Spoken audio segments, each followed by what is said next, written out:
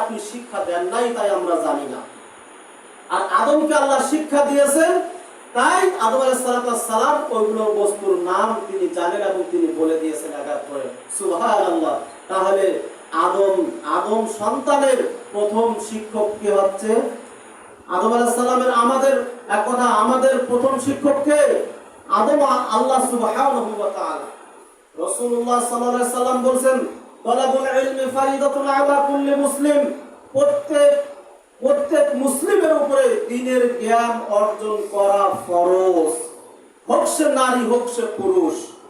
তাহলে এই যে ফরজ, এই ফরজটাকে আপনি গরজ মনে করে কিভাবে ড্যাং করে ঘুরে বেড়াচ্ছেন?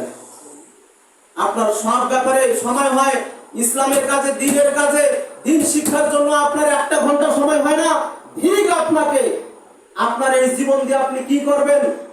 আজকে আপনার বাবা মারা গেলে আপনি জানাজা পড়াইতে পারেন না, কিন্তু বাবার সম্পত্তির ভাগ নেওয়ার জন্য ঠিকই আপনি আপনার ব্যস্ততা থাকে, কিন্তু আপনার বাবার জানাজা পড়াইতে হবে, বাবার জন্য দোয়া পড়াইতে হবে, তার জন্য ইমামকে ভাড়া করে নিয়ে আসেন। অথচ আল্লাহ সুবহানাহু ওয়া তাআলা শিক্ষা দিয়েছেন, সন্তানদেরকে শিক্ষা দিয়েছেন, তোমার বাবা মার জন্য তুমি নিজেই দোয়া করবে। রব্বির হামহুমা কামা রাব্বায়ানি সগীরা। এখানে এমন একটি শব্দ আছে, ইয়ানি মানে আমার ওই পিতামাতা। আপনি যে হুজুরকে দাওয়াত দিয়ে আপনার পিতামাতার জন্য দোয়া করালেন, হুজুর বলল রব্বির হামহুমা কামা রাব্বায়ানি সগীরা, আপনারা সবাই আমিন বললেন। এর অর্থ হচ্ছে যে হে আল্লাহ, আমার পিতামাতাকে আপনি ওই রকম রহম করুন যেই রকম বাল্যকালে আমার প্রতি আমার পিতামাতার রহম করেছিল। সবাই বলল আমিন। ওই হুজুরের, ওই আলেমের, ওই ইমামের পিতামাতা পার হয়ে গেল, আপনার কি হলো?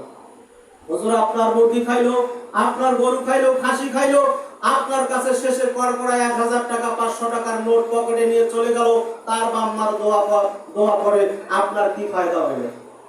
আমি তো আরবি বুঝি না, হুজুর কি দোয়া করে চলে গেল? আল্লাহ সুবহানাহু ওয়া তাআলা দোয়া শিক্ষা দিলেন যে তোমার সন্তানদের জন্য তুমি এই দোয়া পাঠ করো, তোমার পিতামাতার জন্য তুমি এই দোয়া পাঠ করো, রব্বির হামহুমা কামা রাব্বায়ানি সগীরা। আমি শিখবো কখন এই দোয়া? আমার শিখার সময় আছে? আমি তো কাজে ব্যস্ত, আর মাগরিব থেকে রাত 10টা পর্যন্ত আমি বাজারে ব্যস্ত। এই কথা কি কবরে চলবে? এই মজুয়াত কবরে দিলে শুনবে মালায়েকা ফেরেশতা? বলেন শুনবে? শুনবে না। হাসরের ময়দানে আপনার এই মজুয়াত চলবে না। দ্বীনের জ্ঞান অর্জন করা ফরজ। সুতরাং এই ফরজকে কেউ যদি গরজ মনে করে হিসাব করে, তাহলে এটা ভুল ভাববে। রাসূল মুহাম্মদ সাল্লাল্লাহু আলাইহি ওয়াসাল্লাম বলেছেন, হাদিসটি হযরতে আবু হুরায়রা থেকে বর্ণিত, আল্লাহর নবী সাল্লাল্লাহু আলাইহি ওয়াসাল্লাম একদা মসজিদে নববীতে ঢুকলেন। ইবনে মাজাতে হাদিসটি রয়েছে 229 নম্বর হাদিস। হযরত আবু হুরায়রা বলতেছেন, আল্লাহর নবী সাল্লাল্লাহু আলাইহি ওয়াসাল্লাম মসজিদে ঢোকার পরে দেখলেন 2টি মাজলিস, 2টি তালিমি বৈঠক। এক জায়গায় মানে কোরআন হাদিসের জ্ঞান শিক্ষা দেওয়া হচ্ছে, আর এক জায়গায় জিকির করা হচ্ছে। একটা জিকিরের মজলিস, আর একটা হচ্ছে জ্ঞান অর্জনের মজলিস। আল্লাহর নবী সাল্লাল্লাহু আলাইহি ওয়াসাল্লাম বললেন যে এই 2টা মজলিসের দুইটাই ভালো, তবে যেখানে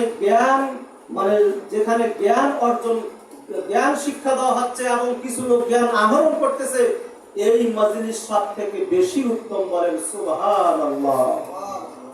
রাসূল সাল্লাল্লাহু আলাইহি ওয়াসাল্লাম বলেন, মান সালাকা তরিকান ইয়ালতামিসু ফিহি ইলমান সাহালাল্লাহু লাহু বিহি তরিকান ইলাল জান্নাহ। মুসলিম শরীফের 2699 নম্বর এই হাদিসটি। আল্লাহর নবী সাল্লাল্লাহু আলাইহি ওয়াসাল্লাম বলেন, যে ব্যক্তি ইলম অন্বেষণের জন্য কোন পথ ও পন্থা অবলম্বন করে, আল্লাহ নবী বলেন তার সেই ব্যক্তিকে আল্লাহ জান্নাতের পথে চলা সহজ করে দিবেন। বলেন সুবহানাল্লাহ।